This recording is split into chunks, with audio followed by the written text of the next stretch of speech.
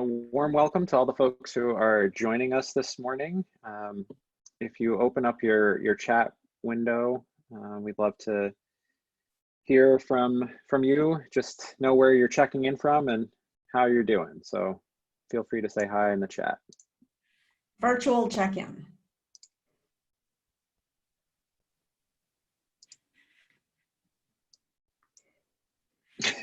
Bob says he's alive. We're glad to hear it, Bob. That's good. We got some Toronto, some Texas, Chicago, Cornell, Portland, Hawaii. Lucky you. London, Netherlands, and Tahoe, Connecticut, Chicago. Italy. Hope you're safe. Philippines. Love seeing people from all over the place. South Carolina, one of my favorite places. Poland and Palatine. Wow. UK, Pennsylvania. Atlanta says hi.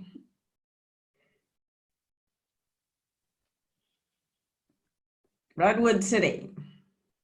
Right up the street. My neighbor, New Jersey. Don't come over.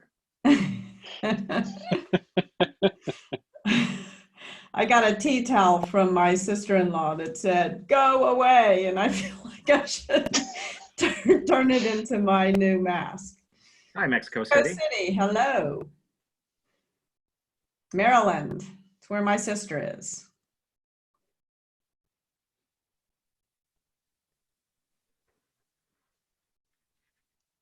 Hello, Denver. A couple people from Colorado too, yeah. Seattle. Warm welcome to Seattle. Hope you all are doing all right.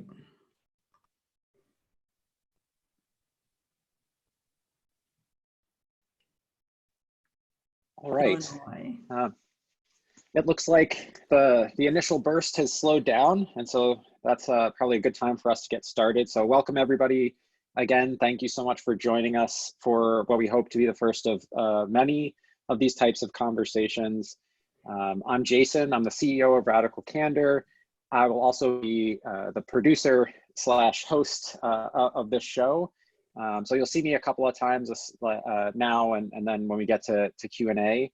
And it'll be my pleasure to facilitate that Q&A with Kim and Kelly when we get there. But for now, why don't I turn it over to Kelly Leonard, who is the author of Yes and our partner at the Second City. Kelly, take it away. Thanks, Jason. Hi, everybody. Welcome. Thank you for joining us.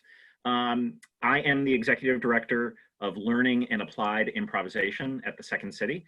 And we did this webinar last Wednesday, but there was such demand that most people who signed on couldn't get in. So we're doing it again. I'm here with Kim Scott, and let's go over the agenda before we jump into our content. The first thing we're going to do is talk about this idea of checking in, and I'm going to hold that for a second because we're going to do it. Then we're going to talk about the Radical Candor framework, and then I'm going to give you a little bit of insight into what we mean when we say you should have an improv mindset, especially in a crisis. And then we're going to talk about how to lead, collaborate, and stay connected inside a crisis. And there's three sort of areas we're going to cover: building trust through caring and challenging, transparency and authenticity, and give you some practical tips that you can put into practice. Then we're going to give you kind of a comedy break. We're going to give you a sneak peek at the content that we've been creating around Improvising Radical Candor. So that should be fun. That's going to take about 30 minutes, and then we want to use the second half to get your questions. We want to hear what's on your mind. Last time we did this, that was incredible. It was very rich, very interesting. And to that point, I want you to know that the Q&A button, if you're not sure, it's at the bottom of your screen in the control bar. So if you want to ask some questions now, that's fine, or you can do it throughout or at the end. So Kim, one of the things that you and I have talked about is this importance, especially right now. It was important before, but especially right now, of what it means to check in. So how are you? Things are much better. Things are looking up today. My husband was quarantined, was isolated in our house. He went down to this little room off the garage, and I was kind of slipping food onto the top of the stairs above the garage, and he was creeping up to get it.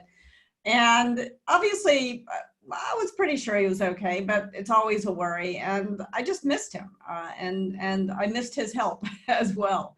So I'm really happy to report that he has no fever and is back up with us. Good.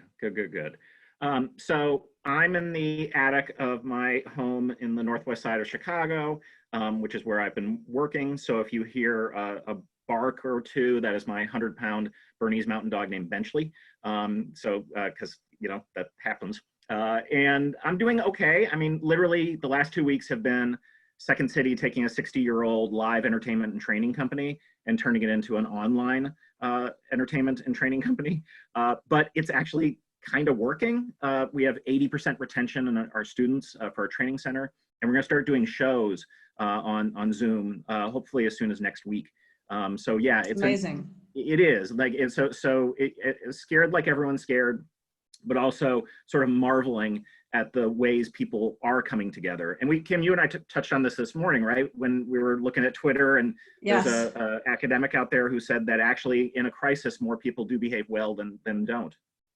Yeah, so I think that was, thank you for sharing that with me this morning. It was very comforting, because I think one of my anxieties is the social fabric going to come unraveled. And the evidence is that it will actually be strengthened by the crisis. It won't be weakened. Yeah, I think that's an important way to enter it. And it's not to minimize people's suffering. It is not to, not pay attention to the stark reality, which is not good. But as human beings, we know that we do not operate at our best when we're in our fear brain. That is not the way that we operate best. So much better to work from a growth mindset that's very akin to an improv mindset. And then it calls for this level of clarity in communication, which is total radical candor. So I think that's probably the best place for us to start, is just giving a sort of framework for those people who might not know what radical candor is.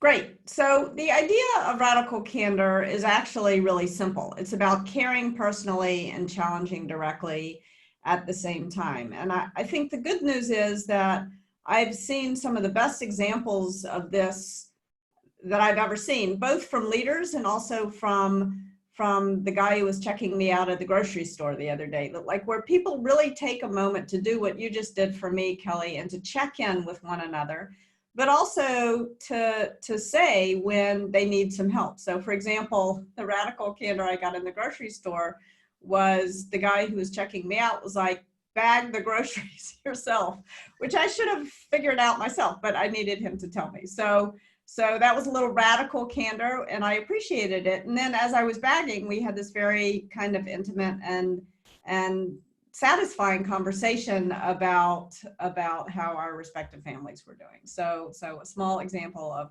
radical candor in the moment. However, it's also important to understand what radical candor is not. We said that very often a crisis brings out the very best in people, but occasionally it brings out the worst. And I think it's more important than ever to learn how to hold up a mirror to people when the crisis is bringing out their worst. So one of the things that happens very often when we're stressed out is we act in a way that I call obnoxious aggression. That's where you do challenge someone else, but you fail to tell them that you really care. So I was trying to get my kids to help me vacuum before I came up here, and I'm afraid I fell into the obnoxious aggression quadrant, even though on the other day when we talked, I promised I wouldn't do that, and that time it was over the dishes. So it's so easy when we're stressed out, there's a lot going on, to remember to challenge people, but to forget to show them that we care. And I think that more now than ever, it's important to start with that sort of reminder to ourselves and to others of our shared humanity, and to take a moment to show we care. Not forever, but just a moment to show that you care. Now, sometimes what happens in a crisis is kind of the opposite of obnoxious aggression. It's what I call ruinous empathy. And that's where we're so concerned about the people around us, and we realize that they are stretched to their limits. And so we don't tell them something that they really need to know. we don't ask them for the help that we really need. Like, I really needed my kids to help me with the vacuuming. I couldn't do it all and get up here at the same time. And so I think it's really important in a time of crisis to remember, yes, your compassion is so important, and your truth is equally as important. If you sort of abstract radical candor out to its most abstract level, it's about love and truth at the same time. So ruinous empathy is what happens when you do remember to show love, but you forget about the importance of sharing your truth. And last but not least, there's manipulative insincerity. And this is the very worst way to respond to a crisis, although it's also very human. So we need to have compassion for ourselves and not use this framework to judge ourselves or to judge other people. But manipulative insincerity is what happens when we don't say what needs saying, and we forget to show that we care about the other person. We just kind of pull into our shell turtle-like. And of course, we all need to do that from time to time. We need a little bit of self-care, but don't forget to reemerge from your shell and to see the people around you and to show them that you love them. Shower the people you love with love like never before. But love is not all we need. We also need truth. Tell them the truth about what's going on. Does that make sense, Kelly? Yeah, and I think it's also important to know that this isn't static conditions, right? Yes. All of us are floating between these at any given time, which is why understanding that when you do fall into obnoxious aggression, it's going to happen. So then you can pivot and move into the more care personally. So you can move from obnoxious aggression to radical candor if you grab onto your care, and the person across from you knows that you care, right? Yes, exactly. And I think it's also important to remember that you want to move in the right direction, not in the wrong direction when you find yourself in a quadrant you don't want to be in. So very often when we realize we've acted like a jerk, the temptation is to move the wrong direction on challenge directly rather than moving the right direction on care personally. So if you realize you've been a jerk, don't pretend like say, oh, I didn't really mean it, it's no big deal, if it is a big deal, but do take a moment to show that you care. So one of the reasons I think it's important to understand that these aren't static conditions is because that's a thing improvisation does.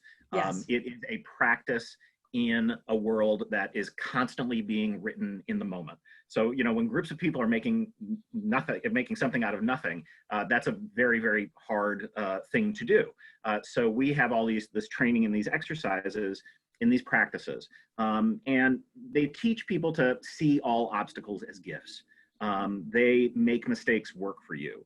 We have the notion that all of us are better than one of us. And we have a concept called follow the follower, which in essence is a servant leadership model. So it actually emanates out of a game. And the game is where a group of students are in a room and they're told to walk around the room sort of slowly, making eye contact. One person is secretly told they're the leader, and their job is to find someone to trade off that leadership with. So you have to, without speaking, trade off that leadership. And then someone will pick it up and then they do the same. And it was funny, we were demonstrating this at the Spertus Institute here in Chicago, this was many years back. And my friend Hal Lewis, who was running Spertus then, was like, you guys are doing Peter Drucker. And I was like, I don't know who Peter Drucker is. So now I do. And just a cutting edge management theorist and consultant who believed way long ago that hierarchies are not the best way to get things done, and that individuals need to lead at every level that they're at. And when we are too hierarchical, that's when problems happen. And I host a podcast called Getting the Yes and I remember having on this guy, Eric McNulty from Harvard, terrific book called You're It. And he was researching the response to the Boston Marathon bombing. And when he went to go look for who the leader was, there wasn't one. What everyone did was knew how to lead, how to trade off, and they trusted each other. And they were very well prepared because there's so many of these historical events that happened in Boston that their crisis management team was already put in place. And so I think we can see the effects of this right now. Who has the teams and who has the mindset that they are going to be able to move swiftly, communicate with each other clearly, and then who doesn't? Yes, yeah. We're seeing a lot of that. We're seeing I've certainly noticed some of the best examples of leadership and some of the worst examples. So one of the best examples I saw recently was a leader who gave everybody on their team a 4-day weekend as we went into working from home, and said, take Friday and take Monday and figure out how you're going to rearrange your life, and so that you can take care of whoever is at home with you, and then also how you can still show up for work when possible. And this person also sort of identified what work still needed to be done, but also identified work and asked the team to identify work that they could just stop doing for this period, in recognition of the fact that this puts a lot of burden. This situation puts a lot of burden on everybody, and different kinds of burdens. You can't offer the same solution. People who are at home alone need different things than people who are at home with 6 kids who need to be educated. So that's one of the best examples. One of the worst examples I've seen is a leader who installed spyware basically on everybody's computer so that they could see how long everyone was working every day. No. And so that was, to put it mildly, not helpful for morale. And you know, that's kind of a funny story, but in all seriousness, can we get political just for a second here? A little bit. A little bit. We've seen some of the very worst examples of leadership. We've seen leaders who are spouting arbitrary BS, who are pretending that they know what they don't know, which is very dangerous. And we've seen some great leadership recently. I was watching Cuomo's sort of talks recently. Okay. Yeah, and I think he does a few things really well. First of all, he remembers to show he cares personally. He said the other day, we're not sacrificing anybody. Everybody is important. So he remembers to show humanity. And at the same time, he tells the truth, even when the truth is a little bit scary, but he gives the numbers. And people can deal with big challenges, but this total uncertainty is what is so hard to deal with. So when he has numbers and facts to give, he gives them. And he also takes action. So he said, you know, there are 4 things we need to do: social distancing, testing, and he took action on testing. And he gave the numbers. He said, until February 28th, only 472 people had been tested in the United States by the CDC's tests, which weren't working that well. And he actually lifted a bunch of bureaucracy and allowed New York's Department of Health to develop its own test. And that has made a big difference to New Yorkers. He talked about masks and the importance of masks. By the way, there's this great website called masksnow.org. This is something you can put your kids to work making masks, and it can actually make a big difference. And he talked about ventilators. So social distancing, testing, masks, and ventilators. And in many ways, when Cuomo said that New York needed 30,000 ventilators, that was scary, but it was also very specific. He used research, not guessing, and it's achievable. He also said, here's what government can do and here's what government can't do. Government can lift regulations so we can experiment. So for example, he's allowing an entrepreneur who is trying to retrofit a diving mask as a ventilator. He said, yes, we'll buy some of those. We're going to experiment. And I think it has galvanized people so that it's almost like people know what they can do to help, and they're doing it. Yeah, that's true. You know, for the last 10 years, people keep asking me when we're going to teach our politicians how to improvise. Yeah. And it feels like it's always felt like a daunting, impossible task. And how fantastic would it be if there was sort of constant bipartisan action on behalf of everyone, no matter, you know, whose stripe you are. But this also speaks beautifully to the first thing we were going to talk about, which is building trust through caring and challenging. So Yes. What are the first things you think of when you think about building trust? It's really interesting. I think at the very core of leadership is building trust. And Ryan Smith, who is the CEO of a company called Qualtrics, which some of you may know, was one of the people who I coached who zeroed in on this very early in his tenure as CEO. In one of our first coaching sessions, he asked me, he said, I've just hired this new team. How can I build trust quickly with that team so that we can get great things done? And so do you mind if I read something from my book? Because I love improvising, but I also love editing. And I feel like okay. So here's what I said about how to build. Here's the answer I sort of gave Ryan about how to build trust quickly.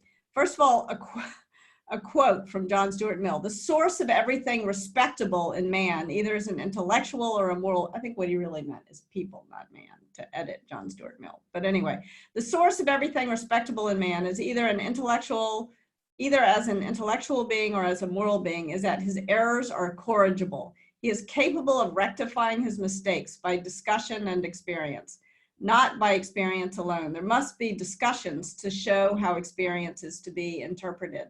And this, I think, is so important in a crisis. Love is important, but truth is also really important. So let's think about what that means for your leadership and how to build trust as a leader.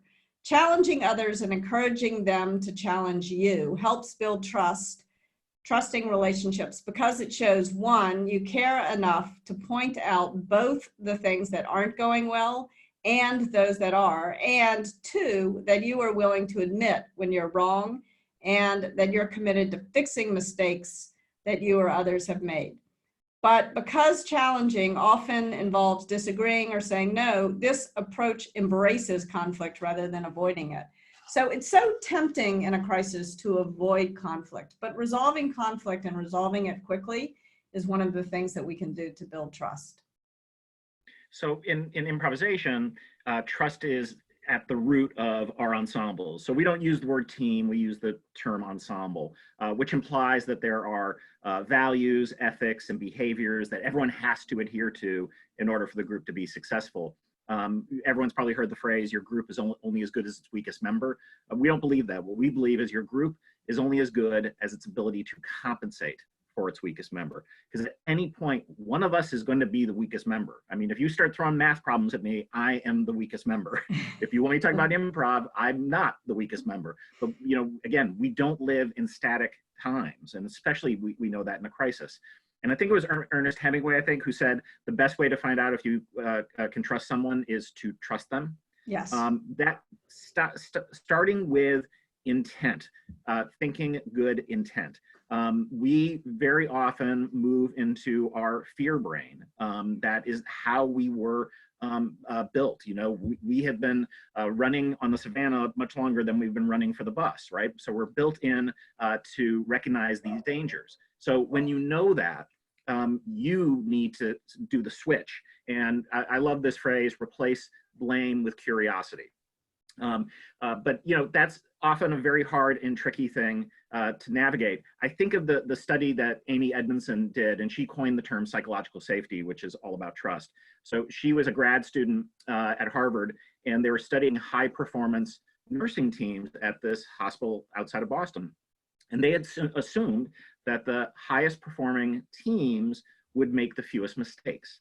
But what they discovered was actually the highest performing team made the most mistakes. So she had to dig in and figure out what was going on. And it took her a little while, but then what she figured out was it wasn't that the lowest performing teams were making the fewest mistakes, it's that they weren't reporting their mistakes at all. So this is at the root, one of the worst things that can happen in a crisis, or frankly, anytime, is organizational silence. And so, and radical candor itself is the enemy of organizational silence. And I think this, you know, our marriage of sort of improv practice and radical candor theory is what makes this like a superpower in my mind. So let's also talk about the next thing that we had here, which is transparency and authenticity. Kim, where do you come down on that? What's important about that? So transparency, showing what you do know, is so important, especially right now. The leaders who are sharing the facts and figures with their teams are the leaders who are building trust with their teams.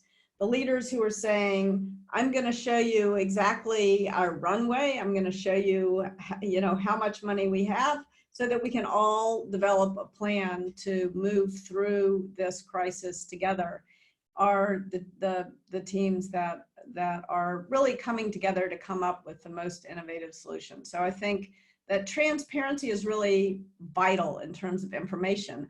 I also think that privacy is important in terms of building relationships. So taking the time to have those private conversations, those one-on-one meetings, which we'll talk about later, is also really important. At the same time, authenticity is really important, equally as important as transparency. Yeah, I mean, vulnerability is a strength. Yeah. I don't understand when people don't. It takes courage to be vulnerable. And we know from our work with the behavioral science community, human beings desire to be seen and heard. That is what they're looking for. Nature abhors a vacuum, and in times like this, people assume silence equals bad news. It instills fear.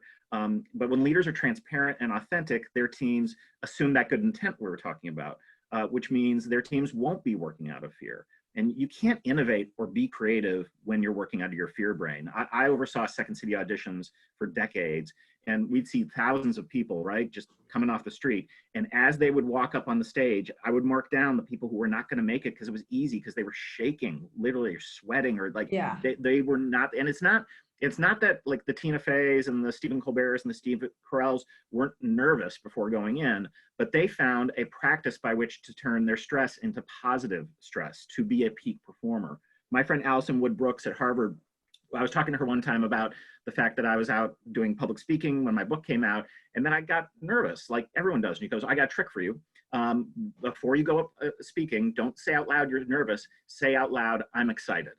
And it literally, I do it now all the time. It just switches the brain a little bit and gets you in that performance mode. There's a tradition at Second City too.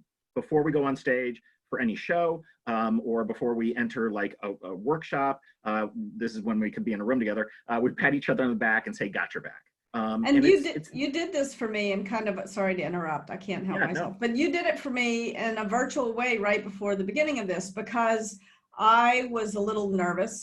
This is, as Brene Brown said, a FFT. I think that means fucking first time, or now second time. And I said I was nervous, and you told me, say I'm excited, and using your fear, channeling the energy of your fear into energy to be creative, but it made a big difference. And then telling me that you had my back also really mattered. So thank you. It works. Yeah, and it does work. And you know, look, I have some firsthand knowledge about being highly vulnerable in a crisis because I've lived there for the last 2 years.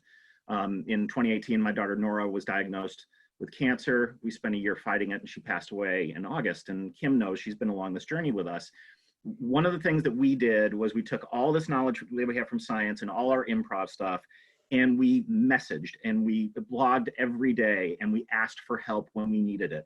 And what happened was we built a community that didn't exist before. And it was many different communities, friends, people, that I'd met once suddenly jumped in, and they were able to send these messages, whether they're videos or GIFs or whatever, so that Nora, like this last year, as terrible as it was, it had meaning. And in the absence of meaning ruins everything. It kills everything. So at least we had that. And Kim, you saw this, I think, from your vantage point, right? It was incredible. And I think the important thing to remember is that when you told people what was going on, and when you asked for help, your asking for help was actually an act of generosity, because everyone around you loved you and wanted to help and didn't know what to do. And so allowing us to know enough about what was going on to know how we could help was a real act of generosity and leadership.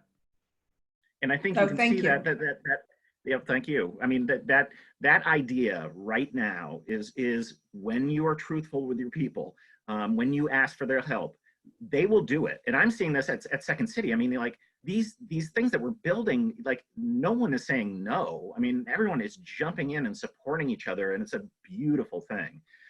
We're running over on time here. So Kim, I think we should jump to so we have people, we want to give you some comedy and then get to your questions, but we have some practical tips we want to share for folks. So do you want to give yours and then I'll give mine? Sure, absolutely. So first of all, if you're doing a one-on-one meeting, if you're doing any kind of meeting, whether it's a one-on-one meeting or a staff meeting, begin with a check-in. Take just a moment, and it doesn't have to take tons and tons of time, but take a moment to see how people are doing, because we all are seeing into one another's lives in a way that we never have before. It's very unusual. I was talking to someone who said they were on a call with their boss, and their boss's kid ran through, and all of a sudden their boss seemed like much more of a vulnerable human being. So we're literally seeing into one another's living rooms.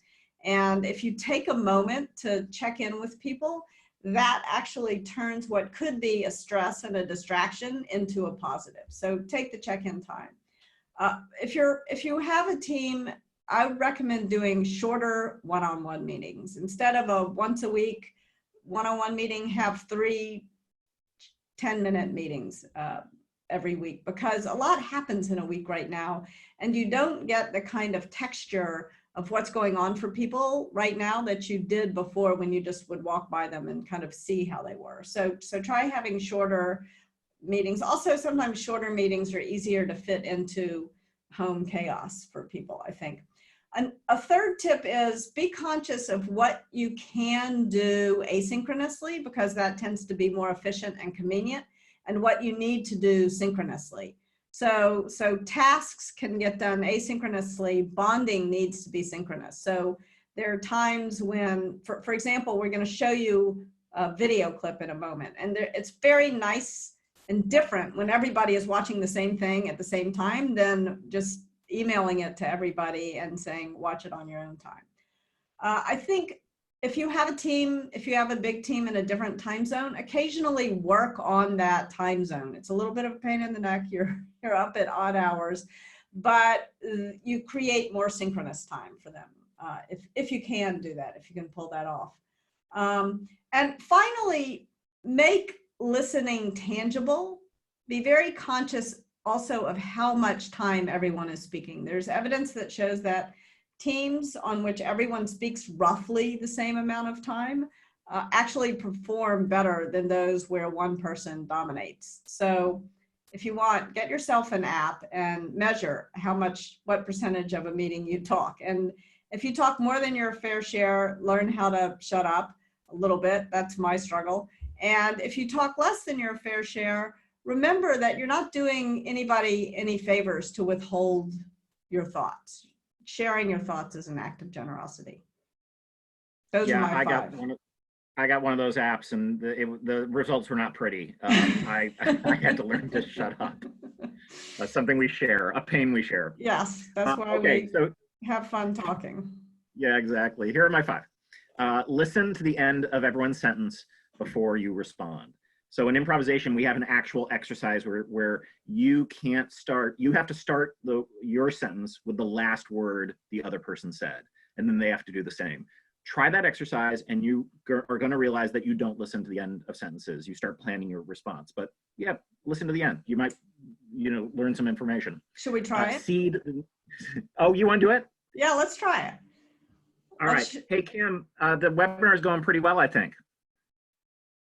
Thinking is really important right now because it's so easy to get stuck in your lizard brain. Brain is a thing that we have talked about. It's important not to be in fear. It's even more important not to live in shame. Shame is really a counterproductive emotion. Let's try to let it go. Go is what we're going to do in about 30 minutes when this webinar ends. Sing. Awesome. We did it. We improvised. I normally hate it when people ask me to improvise. I enjoyed that. That was fun. So you all should try it with your teams. Try it. It's a good exercise. Seed the need to be right. Avoid group mind and instead utilize group intelligence. We've all seen the studies on the importance of diversity in groups. You want different points of view. Speak truth to power, those sorts of things. Make sure there's a clear meeting agenda and that everyone is actually aware of it. I'm saying this virtually because it's really, really important, but you will also recognize that we needed it before. So if we learn anything out of this nightmare, it will be like shorter meetings with clear agendas that everyone knows in advance. designate one person to lead and run the meeting. These virtual meetings are a performance. You are on a stage and you need a director. You do not want directorless ensembles running around. That is dangerous. And keeping in line with the performance aspect, good lighting, facing towards a window is good. No need to be in a suit and tie, but don't wear a bathrobe. Pick a good stage, a spot in your home that is as quiet as possible, and you won't be distracted or become a distraction to others. But then also recognize, use the cute dog or cat coming in. Let your kids say hi. We actually love that. That has happened on so many of my meetings, and it is made for, as Kim said before, a real authentic experience. So those are some of our tips for you. Jason, I want you to get together this clip because we mentioned we're going to give you a bit of a comedy break. We're just launching a new digital learning product that's comprised of a Netflix-like digital comedy series that you can binge, and it's called The Feedback Loop. And it comes along with a cheat sheet and a playbook that help you playfully practice the things you're learning in the series. So we're going to give you a chance to see the trailer.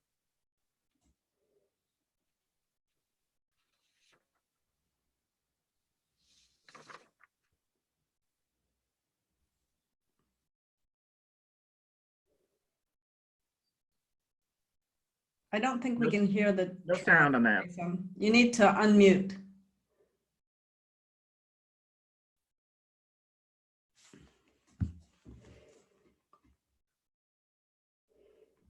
We're gonna improvise. We're gonna talk while Jason figures out how to make it work. So we didn't mention the viewing party, Kim. So everyone who's on here is going to be invited to a viewing party we're doing next week to watch the entire series together. So that is something that you're going to get a notice on, and then we'll be able to do it.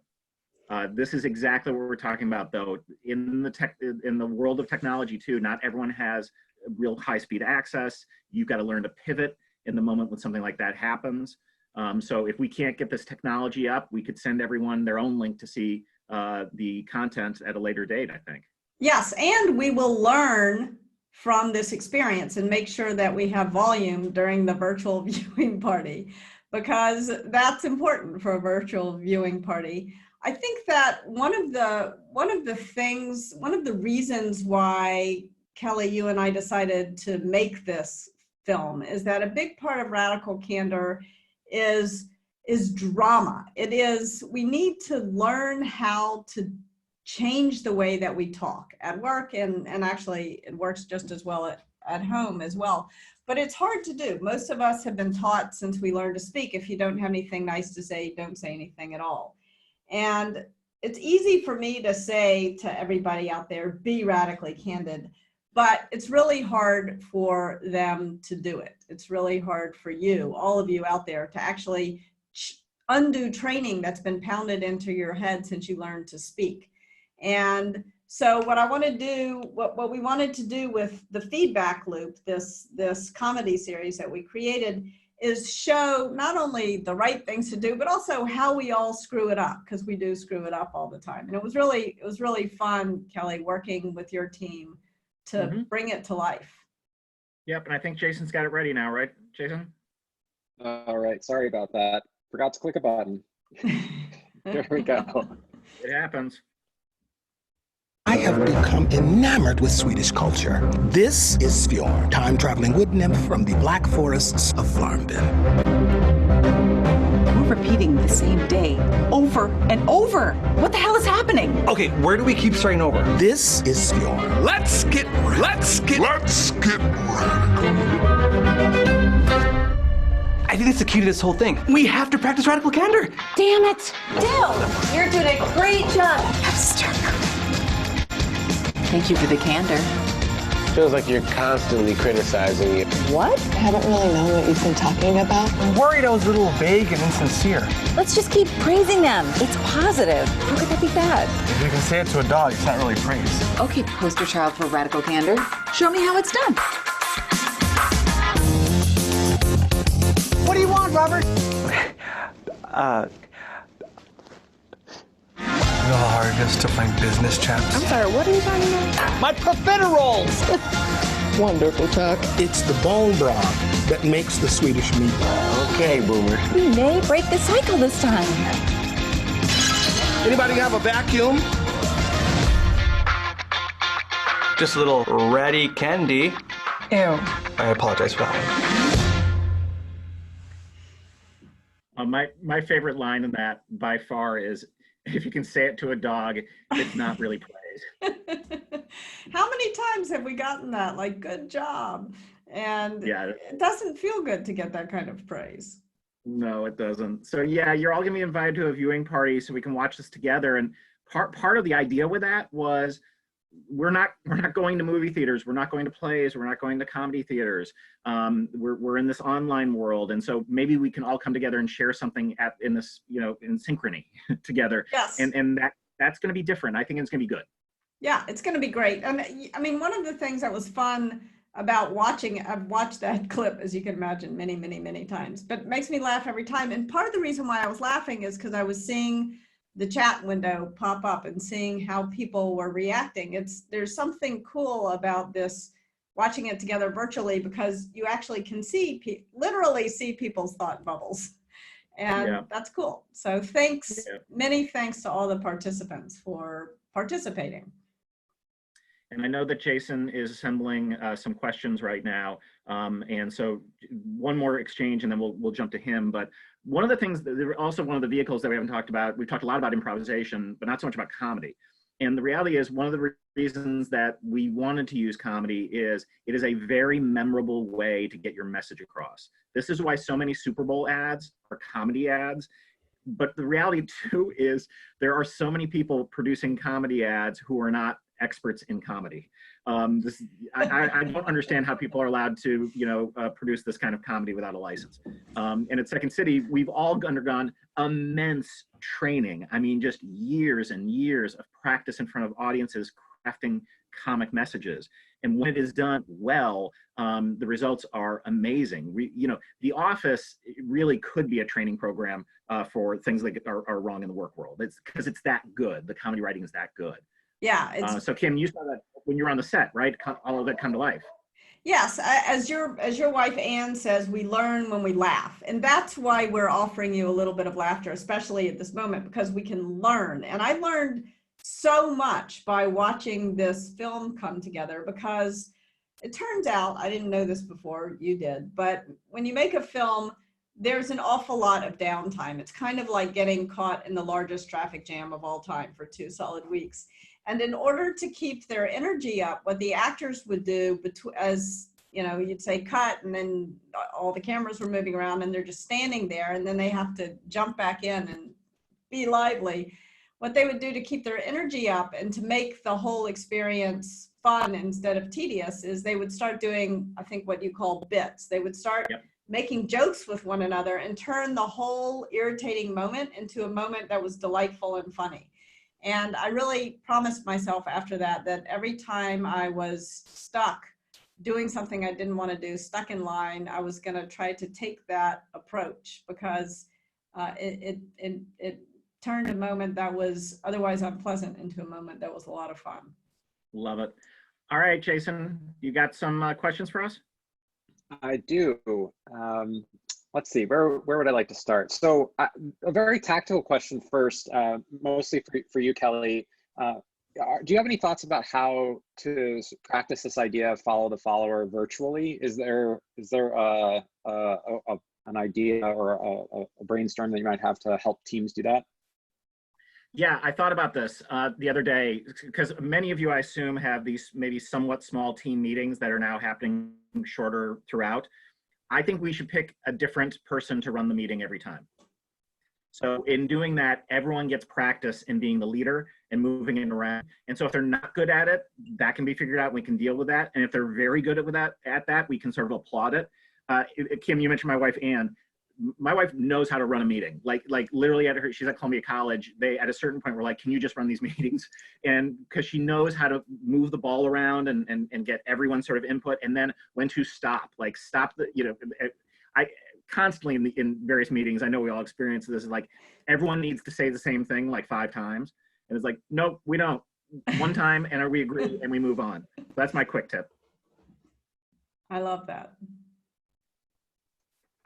Next question. Curious how you both think about practicing radical candor with someone who seems at least to be unwilling to accept the sort of impact of their actions. And so I think, you know, Kim, you referred to this as sort of speaking truth to power. Thoughts about that, especially in this moment, because I think maybe those actions are causing extra harm. Yeah, those actions can be causing enormous harm. So how would, if you had the boss who installed malware on everybody's computer, how do you go to this boss and tell this boss that that's a terrible, terrible, unproductive idea? So I think a couple of things are important. One is, no matter who you're speaking to, whether it's your boss, your peer, your employee, your spouse, your partner, your child, it's important to start by soliciting feedback. Don't dish it out until you prove you can take it. And there are a couple of reasons for that. One is you want to make sure that you understand where that person is coming from, and that you give yourself the opportunity to express some compassion for where that person is coming from. That boss who installed the malware probably wasn't the raging asshole that he seems to be from his action. He probably was really afraid about what was going to happen when everybody wasn't in the same place at the same time. So making sure that you understand where that person is coming from is important, and what that person feels about your actions, like what you might be doing or not doing that's contributing to the situation. So start by soliciting. Doesn't have to be some long, drawn out root canal conversation. It can just be a couple of minutes. And then you want to make sure that you focus on the good stuff. I think it is so important, especially if you, in that relationship, maybe have a little bit of, sometimes we have technical debt, other times we have feedback debt. And when there's feedback debt in a relationship, when somebody's been doing something that has been bothering you for a long, long time, there comes a point where that's all you can see about that person, and you've forgotten about all the things that you actually appreciate about working with that person. So if you try to take a step back, take a deep breath, and remember the good stuff, focus on the good stuff for a moment, then it becomes easier to say, look, there's something that's bothering me, is now a good time to tell you. So if you kind of follow that order of operations, solicit feedback, focus on the good stuff. Again, all of these are 2-minute conversations. I'm not talking about a 6 Sigma rollout. Then it becomes easier to offer some candid criticism in a way that is both helpful and humble. Does that help a little bit? Yeah, I think that's right on. I was thinking about this also at an organizational level. So if you have some power in your organization to make things happen, you need to set up some structures where truth can be spoken to power. And where also you can sort of signal the values that you want to have your people embark upon. So Basecamp does a thing where I think at the end of every year, they do an award show for the biggest failure. Basically as a way to signal, we want you to risk and try things. It's good, and we're going to celebrate this failure. At the Second City, we have a far more direct truth to power thing, and it's called the Second City Holiday Party. And what happens at the holiday party is the staff, night staff and day staff, non-actors, put on a show that basically lampoons all the executives. It is a show built to make fun of me and ownership. They use the sort of shell of whatever current material is up, and it's songs and sketches. And I remember one year, this is a long while ago, the wait staff put on this song that they sang directly to our owner, Andrew Alexander, where they said to him, you can dress up a pair of jeans, but why does this staff not have health insurance? It was like the part-time people. And our Mike Conway, who was our general manager at the time, was just sinking in his chair, like, they're gonna get fired, I'm gonna get fired. But that didn't happen. What happened was the next day, Andrew brought all of us, the executive team, in and said, how do we get them insurance? And we got them insurance. I mean, so that would not have happened if there weren't a format. So that's important to think about if you have some leadership opportunities, create formats for truth to be spoken to power. Yeah, creating not just a format, but like you gave people the stage, quite literally. So you want to think about ways to give people the stage to talk to you in a way that is that works for your organization. I used to use this thing called Whoops-a-Daisy, where I'd bring in a stuffed daisy and ask people to confess the biggest mistake they made that week. And I would, of course, start with my screw up. And it was like there was a big celebration of who screwed up the worst that week. And simple things like that can really make failure safe and create a more innovative organization. So what was your biggest whoops-a-daisy this week? Oh, wow. That is a good question. I think my biggest whoops-a-daisy this week was, I've been trying to teach my children to diagram sentences because that's what I learned to do in 5th grade. And I really kind of I lost my temper with them a little bit in a way that was not productive. And my son actually wrote, and then I asked them to write a paragraph in their journal. And my son wrote that, "Mom, this is a pandemic. Everyone is stressed. Just relax a little bit." So I got a little bit of radical candor from him. You did. All right, my biggest whoops-a-daisy was I did a podcast taping. Oh, this is a good story. Zoom technology, and then I'm on my last question when I look up and realize I never hit record. So I finished I haven't told these guys yet. I couldn't. I finished the podcast. I thanked them, and then I told Kim about it, and she's like, "You gotta tell them." So I will. They'll find out this week. Yeah, now you have to because you've just now I have to. publicly. I did something that is worth mentioning because I think other people might do the same thing. So this is a smaller, less important whoops, but it could have ended disastrously. I was, again, sort of racing around in the morning, trying to get breakfast going. And I put on the tea kettle for my husband's tea that I was going to slide under his door. And I didn't pay any attention. I just flipped it on and a wooden spoon was sticking into the gas and it caught on fire. And I walked away and I walked back, and I mean, the spoon was half burnt. It could have ended very badly. So slow down, everybody, and pay attention to what you're doing, because that whoops could have had a less happy ending than just my daughter yelling at me for not being careful. That is great. That is great and super timely advice. Everybody's probably checking their stoves right now to make sure there are no spoons burning. Yeah, we need our house nut right now, like never before. Right.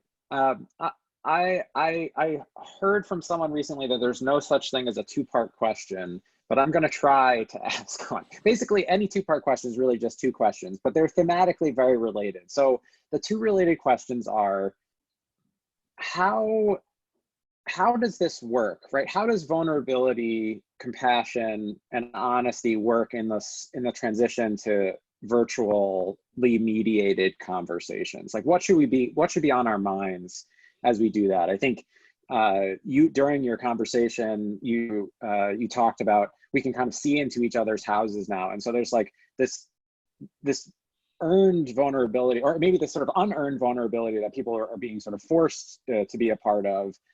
So how do we think about that? And I think the second question is, the related question is, what can we do to practice? So like we've recognized that this is different. What should we be trying to improve? And then do you have any suggestions about what we could practice to help us get better? Yeah, you want to take the first part, I'll take the second part? Sure. I think one of my favorite examples yesterday came from a woman who, I think she's either, I'm not sure whether she was a senator or a congresswoman, but she was on a call and with a bunch of other senators and congresspeople, and she thought she was on mute, and she called out to her daughter, "Go to the potty and wash your hands. Mommy will be down there in a minute." And like, she tweeted this, and she said there were two former presidential candidates on the call.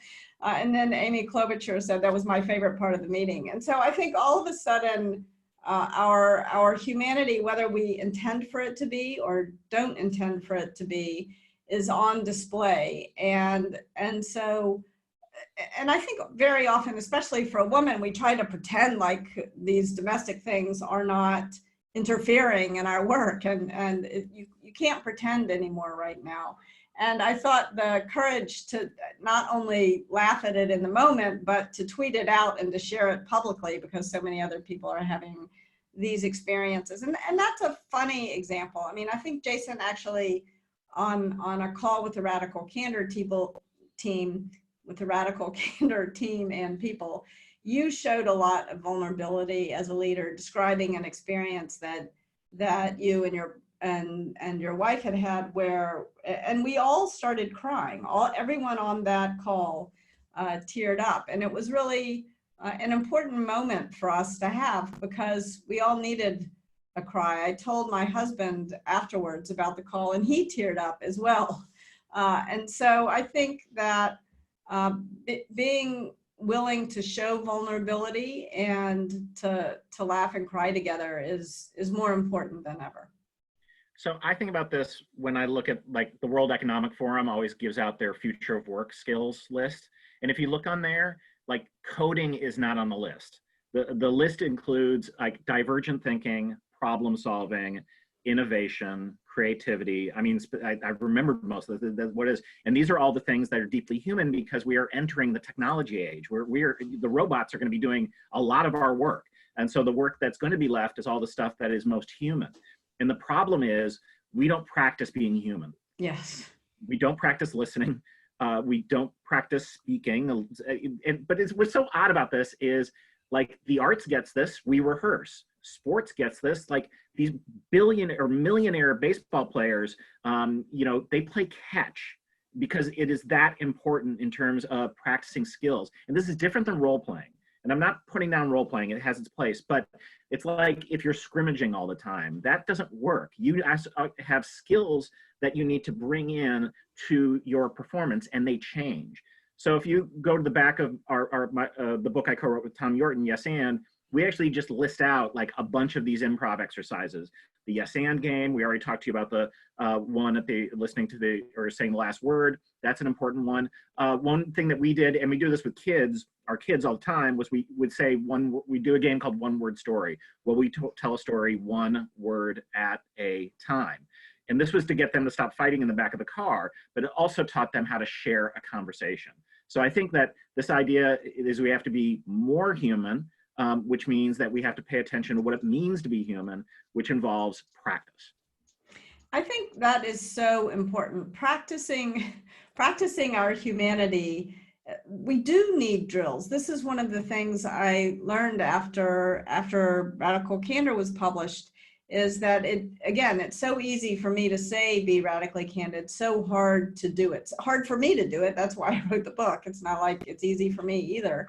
And one of the things I've loved about working with you in the Second City, Kelly, is that you do have these humanity drills, like these very specific ways to practice very specific skills. It's not the whole conversation, but here's how you practice listening. Here's how you practice responding when you don't like what you heard when you listened. And I think it has been great fun to begin to break down the skills and give people some drills in specific human skills. Yeah, I mean, we talked about meaning, the importance of meaning earlier. Meaning is made in moments. They're Yes. made in these interactions. And they're also, culture can be broken in moments when Yes. you have that. And we're all going to do it. So, like, recognize your mistake rate. This is the analogy I always give, which is, like, if you go into a job interview and you failed 70% of the time, you probably think you're going to be fired. But if you're a Major League Baseball player and your batting average is, I mean, you know, then you're hitting 300. I mean, it's like we make more mistakes than we get it right. So we are Yes. in experimentation, especially right now. So you have another shot at it. You can use your other shot at it. And this means that you have to do it in this sort of, and this is why the Radical Candor framework is so great. It gives you the cue. Care personally so you can challenge directly. Just keep thinking about that. Show your care, then you can challenge. Love and truth. Love and truth. And we will get through this together. I think that's a really great place to end the conversation today. Want to thank you both and thank everybody for taking the time to join us for this discussion. We are incredibly grateful to have had the opportunity to spend this hour with you and to see your questions. I think it's so important to us not just to speak in this moment, but really to listen. So thank you for all of your questions, for the really thoughtful discussion. We will be sending out a follow-up email as well as sharing with you a blog post, and in there we'll probably we can link we'll list out the tips that were shared, and we can link to a couple of places where you can go and check out some of these exercises. So thank you for joining us, and we'll see you next time. Bye, everybody. Thank you all so much for coming. It was great to have a moment of community with everyone.